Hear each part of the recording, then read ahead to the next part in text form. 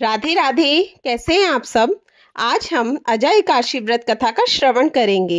अजय एकादशी का व्रत पापों से मुक्ति दिलाने वाला होता है। पद्म पुराण में वर्णित अजय एकादशी की कथा के अनुसार इस कथा का पाठ करने से व्यक्ति को अश्वमेध यज्ञ के समान फल मिलता है। अजय एकादशी का व्रत रखने वाले को इस कथा का पाठ जरूर करना चाहिए, तभी व्रत का संपूर्ण फल प्राप्त होता है। भगवान श्री कृष्ण बोले, हे राजन, एकचित होकर सुनो। भाद्रपद के मास के कृष्ण पक्ष की एकादशी का नाम अजा है। वह सब पापों का नाश करने वाली बताई गई है। जो भगवान ऋषिकेश का पूजन करके इसका व्रत करता है, उसके सारे पाप नष्ट हो जाते हैं।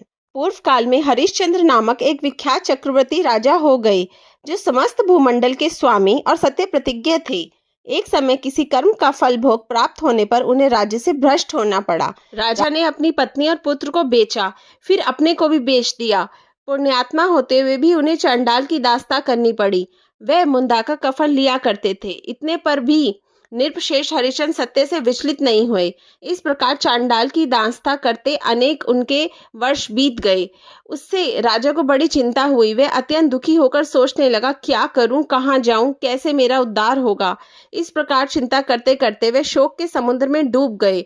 राजा को आतुर जानकर कोई मुनि उनके पास आए। वे महर्षि गौतम थे। श्रेष्ठ ब्राह्मण को आया देख गुप्तरेह ने उनके चरणों में प्रणाम किया और दोनों हाथ जोड़ गौतम के सामने खड़े होकर अपना सारा दुस्समय समाचार कह सुनाया। राजा की बात सुनकर गौतम ने कहा, हे राजन, भादो के कृष्ण पक्ष में एक अत्यंत कल्याणमयी अजर नाम की एकादशी आ रही है, जो पुण्य प्रदान करने वाली है। इसका व्रत करो, इससे पाप का अंत होगा। तुम्हारे भाग्य से आज के 7वें दिन एकादशी है। उस दिन उपवास करके रात में जागरण करना। ऐसा कहकर महर्षि गौतम अंतर्धान हो गए। मुनि की बात सुनकर राजा हरिश्चंद्र ने उस उत्तम व्रत का अनुष्ठान किया। उस व्रत के प्रभाव से राजा सारे दुखों से पार हो गए। उन्हें पत्नी का, क्षत्रिधान और पुत्र का जीवन मिल गया। आकाश में दुदुम्बियां बज उठी। देवलोक से फूलों की वर्षा होने लगी। एकादशी के प्रभाव से राजा ने अकंटक राज्य प्राप्त किया और अंत में वह पुरजन तथा परिजनों के साथ स्वर्गलोक को प्राप्त हो गए।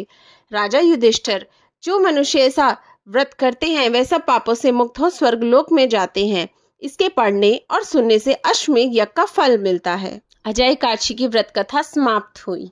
नारायण भगवान की जय। लक्ष्मी मैया की जय।